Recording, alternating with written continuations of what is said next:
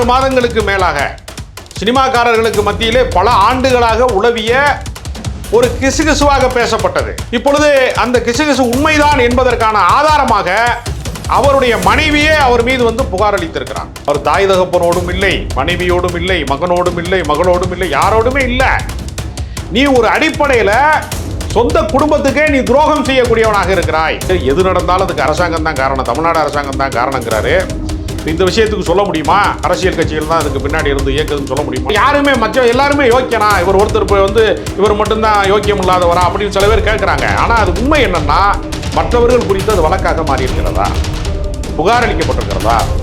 நீ ஏதோ ஒரு கிசு மாதிரி ஏதோ ஒரு இடத்துல நீ இளமை காலத்தில் உனக்கு 52 வயதாகி விட்டது. நீ இளைஞரும் கிடையாது, நடுத்தர வயதை கடந்து விட்டாய். நடுத்தர வயதை கடந்ததற்கு பின்பும் நீ இன்னும் பாலியல் லீலைகளிலே மூழ்கி கிடக்கிறாய்னா நீ எப்படி இந்த நாட்டுக்கு நீ தலைவனாக மாறுவாய்? 2 மனிதனா டூயல் கேரக்டரா நடிக்கலாம், சினிமாவில் நடிக்கலாம். நிஜ வாழ்க்கையில தலைவனாக மாறுவதற்கான ஒரே தகுதி அவனுடைய தனி மனித வாழ்க்கையும் பொது வாழ்க்கையிலும் எந்த கலங்கம் இருக்கக்கூடாது. அதனால உங்களுக்கு பொது வாழ்க்கையில் நீங்கள் ஒரு அன்ஃபிட் என்பதை, குடும்ப வாழ்க்கைக்கே நீ உண்மையா இல்லாதவன், நீ எப்படி பொது வாழ்க்கைக்கு உண்மையா இருப்பேங்கிற கேள்வி அவருடைய மனைவி கேட்கிறாங்க.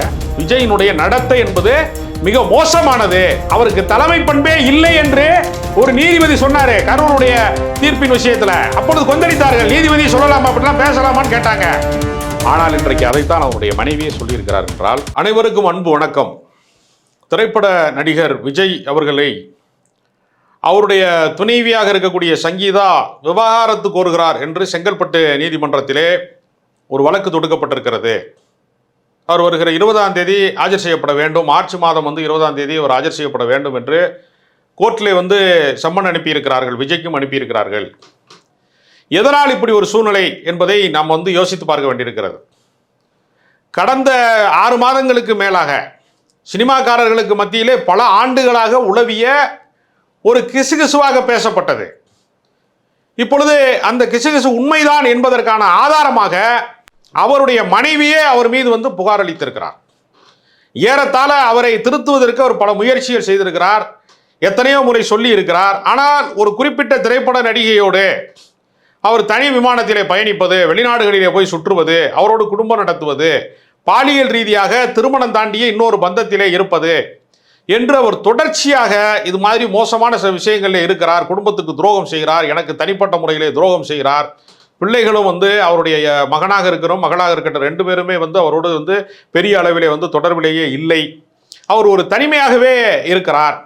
அதற்கு பலவிதமான மோசமான பழக்க வழக்கங்கள் காரணமாக இருக்கிறது, போதை பழக்கம் காரணமாக இருக்கிறது. அதுபோக இந்த மாதிரி தனிப்பட்ட வாழ்க்கை என்று இருக்கிற போது திருமணம் தாண்டிய ஒரு பந்தமாக இருக்கிறது. அது எந்த திரைப்பட நடிகை என்பதை மட்டும்தான் சங்கீதா குறிப்பிடவில்லையே தவிர, அது ஏற்கனவே ஊரறிஞ்ச பாப்பானுக்கு பூணூல் எதுக்குன்னு சொல்கிற மாதிரி ஊருக்கே தெரியும், உலகத்துக்கே தெரியும். அப்போ இதை அவரை திருத்துவதற்கு, அவரை மாற்றுவதற்கு இது மாதிரி நீங்கள் வெளியிடாதீங்க, அது மாதிரி பொது வெளியில் எனக்கு அது ரொம்ப மன சங்கடமாக இருக்குது என்று பல முறை அவர்கள் மன்றாடி கூட அவர் அதை மதிக்கவே இல்லை. ஏன்னா பல பேர் கேட்டாங்க, கட்சியினுடைய மாநாடு நடந்தபோது ஏன் அவருடைய முதல் வரிசையிலே அதை பார்த்து ரசிப்பதற்கு ஏன் அவருடைய மகன் இல்லை, மனைவி இல்லை, மகள் இல்லை, ஏன் அவருடைய குடும்பத்தார் யாருமே இல்லை என்று பல பேர் கேட்டார்கள். பல ஆண்டுகளுக்கு முன்பே சங்கீதா பிரிந்து வாழ வேண்டும் என்று நினைத்த போது எஸ்ஏசி அவர்கள் தான் இந்த மிகப்பெரிய அளவில் இமேஜ் டேமேஜ் ஆயிரும், ஒரு திரைப்பட நடிகன் வெற்றிகரமான ஒரு நடிகனாக இருக்கிறான், ஒரு இமேஜ் தான் அவருக்கான சொத்தாக இருக்கிறது, ஒரு பிம்பம் தான் அவருடைய ஒட்டுமொத்த பொது வாழ்க்கையாக இருக்கிறது, அதை செய்து விடாதே என்று பல முறை அவர் கன்வின்ஸ் பண்ணி பிரச்சனை இல்லாமல் கொண்டு போக வேண்டும் என்று பல முறை முயற்சி செய்தார். அவர் தாய் தகப்பனோடும் இல்லை, மனைவியோடும் இல்லை, மகனோடும் இல்லை, மகளோடும் இல்லை, யாரோடுமே இல்லை. நீ ஒரு அடிப்படையில் சொந்த குடும்பத்துக்கே நீ துரோகம் செய்யக்கூடியவனாக இருக்கிறாய், நீ தனி மனித ஒழுக்கம் இல்லாதவனாக இருக்கிறாய் அப்படிங்கிற குற்றச்சாட்டை நம்ம சொல்லலை, யாரோ தெருவில் போகிற ஆள் சொல்லலை. அவரோடு வாழ்ந்து 1999 திருமணமாக இருக்கிறது. ஏறத்தாழ இவ்வளவு ஆண்டு காலம் அவரோடு குடும்பம் நடத்தி அவரோடு வாழ்ந்த அவருடைய மனைவி தான் இந்த மாதிரியான ஒரு குற்றச்சாட்டை சொல்லியிருக்கிறாங்க. விவகாரத்து வரைக்கும், நீதிமன்ற விவகாரத்து வரைக்கும் போயிருக்கிறது. இந்த மாதிரியான ஒரு சூழ்நிலையில் இப்பொழுதாவது இதை பொது வாழ்க்கைக்கு வர்றோம்னு முடிவெடுத்ததற்கு பின்பாவது விஜய் இதை சரி கட்டுவதற்கு ஏதாவது முயற்சி செய்தாரா?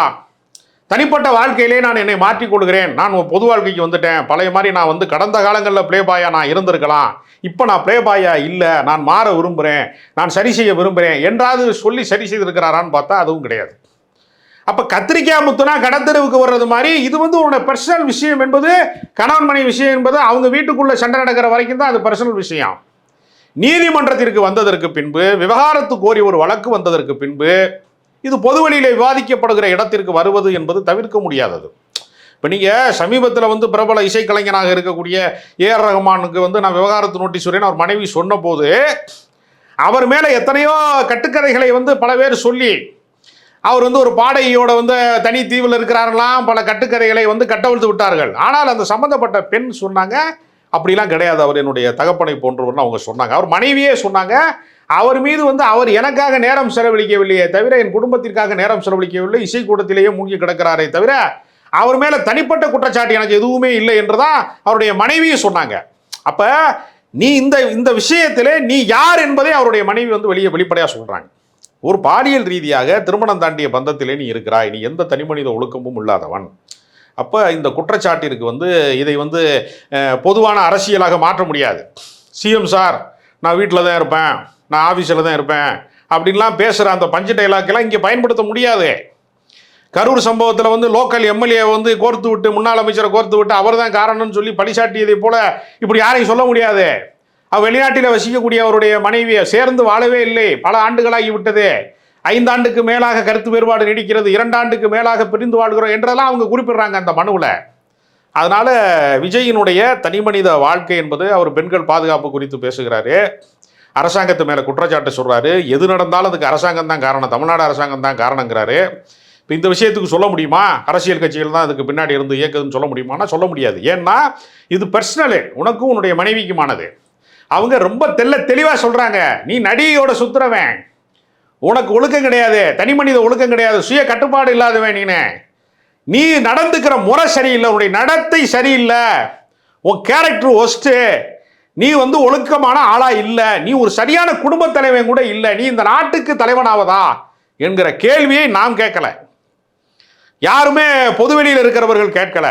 அவரோடு பழகியவர்கள், அவரோட பயணித்தவர்கள், அவரோட திரை வாழ்க்கையில் உள்ளவர்கள் பல பேர் இந்த விஷயத்தை பல முறை சொல்லி இருக்கிறார்கள். ஆனால் நீ உன்னுடைய வேலைக்காரனை எப்படி நடத்தினாய், உன்னிடத்தில் மேனேஜராக இருந்தவர்களை நீ எப்படி நடத்தினாய், நீ தனிப்பட்ட முறையில் நீ வந்து உன்னை பார்ப்பதற்காக முண்டி அடித்து முன்னாடி வந்தவர்கள் மூச்சு திணறி செத்த போது கூட நீ துக்கம் கேட்க போகாதவன், நீ எவ்வளவு தெனாவட்டா நீ நடந்துக்கிட்ட. இப்போ கூட சமீபத்தில் ஒருத்தர் சேலத்தில் வந்து கூட்டத்தில் வந்து நெரிசலில் வந்து ஒருத்தர் இறந்தப்போ கூட அவர் அனாதை புணமாக வச்சு அவங்க அழுதுகிட்டு இருந்தாங்க.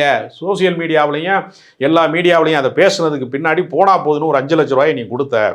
அப்போ நீ யாருக்காவது உண்மையாக வாழ்ந்திருக்கிறாயா, யாருக்காவது நீ சரியா இருந்திருக்கிறியா அப்படிங்கிற ஒரு கேள்விதான் நீங்க ரொம்ப முக்கியமானது.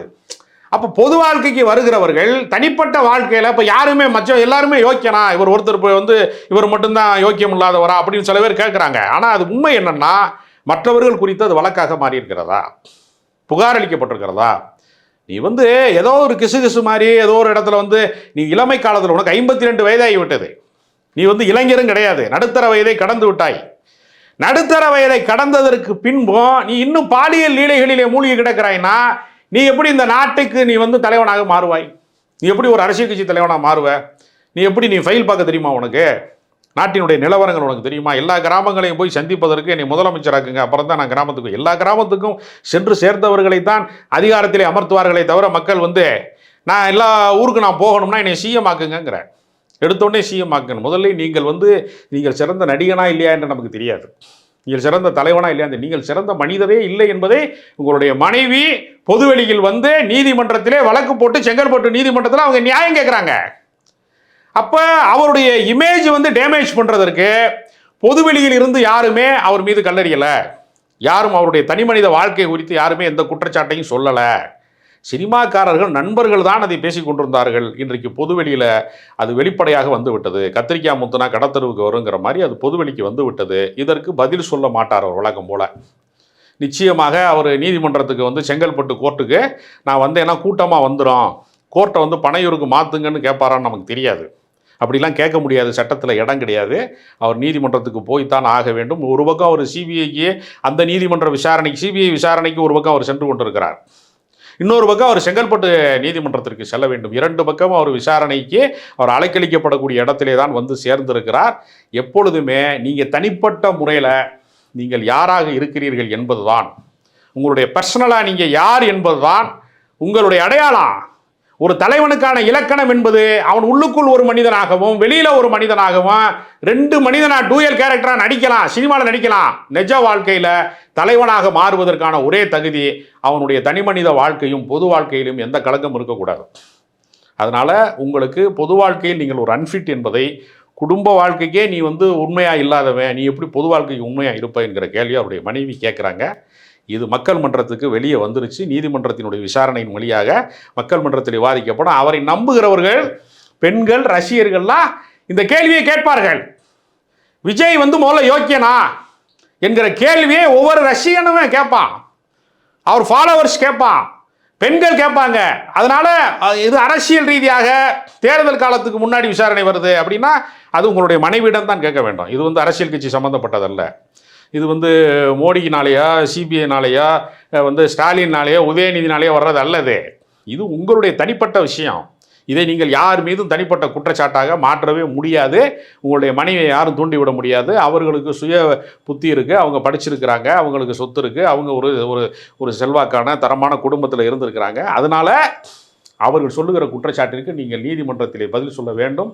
அவர்கள் விவகாரத்து கோருகிறார்கள் என்றால் நீங்கள் இவ்வளவு நாள் வாழ்ந்த வாழ்க்கைக்கு என்ன அர்த்தம் என்பதை நீங்கள் இந்த உலகத்துக்கு சொல்லத்தான் வேண்டும். அதனால் விஜயினுடைய இந்த பலவீனங்கள் கொஞ்சம் கொஞ்சமாக வெளிப்படுகிறது. விஜயினுடைய நடத்தை என்பது மிக மோசமானது. அவருக்கு தலைமை பண்பே இல்லை என்று ஒரு நீதிபதி சொன்னாரு கரூருடைய தீர்ப்பின் விஷயத்தில். அப்பொழுது கொந்தளித்தார்கள். நீதிபதி சொல்லலாமா, அப்படிலாம் பேசலாமான்னு கேட்டாங்க. ஆனால் இன்றைக்கு அதைத்தான் அவருடைய மனைவியே சொல்லியிருக்கிறார். என்றால் நீங்கள் யாரோடு வாழ்கிறீர்கள், நீ எந்த நடிகையோடு இருக்கிய அப்படிங்கிறதெல்லாம் கோர்ட்டில் அவங்க சொல்லுவாங்க. அது பர்சனலாக சொல்லுவாங்க. அது சந்தி சிரிக்கும். உங்களுக்கு நீங்கள் யார் என்பதை மக்கள் தெரிந்து கொள்வார்.